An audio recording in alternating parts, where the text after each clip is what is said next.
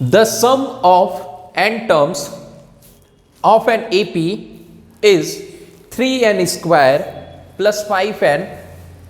Find the AP, hence find it 16th term.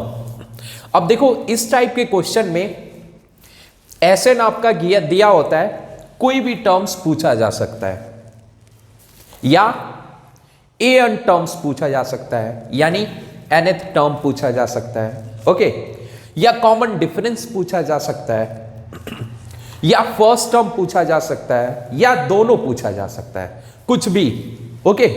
तो इस question में सिर्फ आपके पास एक चीज दी होती है और वो होता है सम ऑफ n टर्म्स, कुछ भी दे देगा। अब उसकी हेल्प से आपको टर्म्स या AP पूरी या कॉमन डिफरेंस या फर्स्ट टर्म कुछ भी निकालना पड़ सकता है, ओके।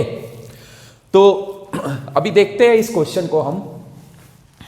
गिवन क्या है हमारे पास, तो सम ऑफ n टर्म्स, यानी अपने पास Sn है और वो कितना है, वो है 3n स्क्वायर प्लस 5n, यही दिया हुआ है। अब पूछा जा रहा है AP, फाइंड द AP, फिर उसके बाद है 16 टर्म, है ना। तो अगर हमें सीरीज पता चल गई तो हम कोई भी टर्म्स निकाल सकते हैं, AP अगर हमें पता चल गया। तो आइए पहले हम फर्स्ट टर्म निकालते हैं, ओके। तो ये Sn यानी n टर्म का सम इतना है, तो फर्स्ट टर्म का सम कितना होगा, यानी 1 टर्म्स का सम कितना होगा। सो यहां पे हम n की जगह 1 रखेंगे,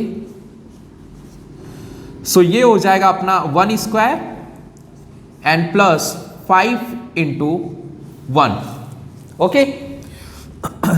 अब ये 1 का स्क्वायर 1 प्लस 5 1 जा 5, ये हो जाएगा 3 प्लस 5, तो ये मिल गया आपको 8। सो दिस इज द, ये हो गया आपका 1 टर्म्स का सम, ओके। अब आपको दूसरा टर्म निकालना है। कौन सा टर्म निकालना है, दूसरा। सो S2 है ना, तो S2 यानी कि 2 टर्म्स का सम, दूसरा टर्म नहीं होगा, 2 टर्म्स का वो सम निकलेगा। हम रखते हैं S2 निकालते हैं और ये अपना S1 आ चुका है। जब हम S2 निकालेंगे यानी 2 टर्म्स का सम, तो यहां पे n की जगह पे 2 हम सब्स्टिट्यूट करेंगे। सो 3, यहां पे n की जगह आप 2 रखिए, तो 2 पे square and plus 5 into 2, so 3 into 2 2 जा 4 प्लस 5 2 जा 10, सो ये हो गया 12 and plus 10 and this is the 22। अब ये 2 टर्म्स का सम आ गया, ओके। अब देखिए आपके पास एक टर्म्स का यानी 1 टर्म्स का सम और 2 टर्म्स का आपको सम पता है, लेकिन अभी आपको फर्स्ट टर्म और सेकंड टर्म, थर्ड टर्म, ऐसे करके आपको एक AP आपको तैयार करना है ना, AP बनाना है। तो अब हम क्या करेंगे, सो आपको मैं बता दूं, जो हमारा फर्स्ट टर्म का सम है यानी 1 टर्म्स का जो सम है वही अपना फर्स्ट टर्म भी होगा, ओके। तो इसी को हम A1 भी डील कर सकते हैं। सो यानी A1 अपना हो जाएगा S1 और S1 कितना है 8, क्लियर। अब यहां पे 2 टर्म्स का सम आपको 22 पता है, लेकिन दूसरा टर्म क्या होगा ये नहीं पता है।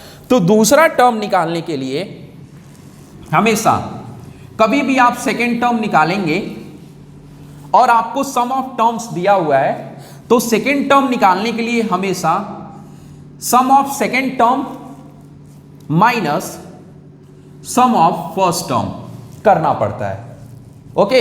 इससे आपको सेकेंड टर्म पता चल जाएगा।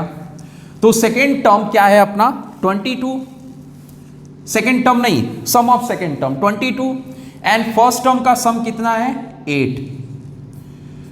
अब ये 22 माइनस 8 कितना हो जाएगा 14। ओके, सो A2 आपका हो गया 14। ओके, अभी AP अपना तैयार हो जाएगा इतने से। अगर आप चाहें तो A3 भी निकाल सकते हैं। इसी तरीके से A3 भी निकालने के लिए हमें क्या करना पड़ेगा, S3 माइनस S2।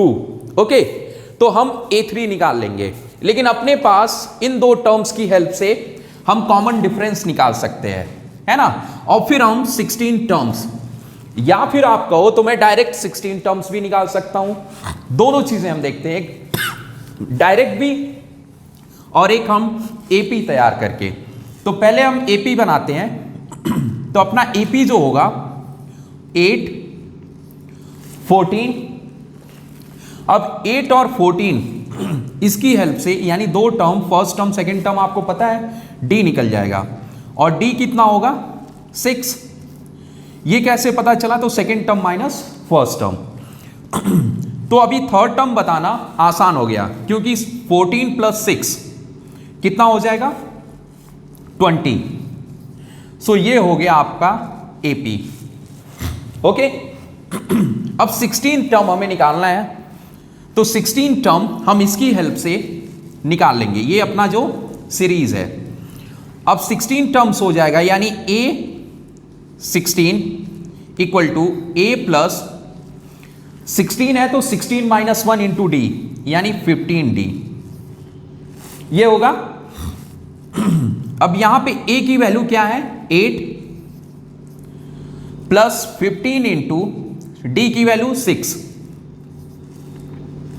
तो ये हो जाएगा 8 प्लस 15 6 90। अब इसको ऐड करेंगे तो कितना मिलेगा 98। तो अपना 16 टर्म्स हो गया 98। ओके, अगर आप ऐसे नहीं लगाना चाहते हैं, मतलब आपको AP नहीं पूछा गया होता, डायरेक्ट आपको 16 टर्म्स अगर पूछता तो वो भी आसान था। उसको निकालने के लिए ये आपका क्वेश्चन लग चुका है। मैं एक और तरीका बता रहा हूं डायरेक्ट 16 टर्म्स निकालने के लिए। उसको आप लिख सकते हैं S नहीं, 16th टर्म निकालना है ना, तो A16, यानी कि S16 माइनस S15। ओके, यहां पे ये Sn है, n की जगह एक बार 16, फिर माइनस n की जगह 15 रख के सॉल्व कर लीजिए, A16 निकल जाएगा।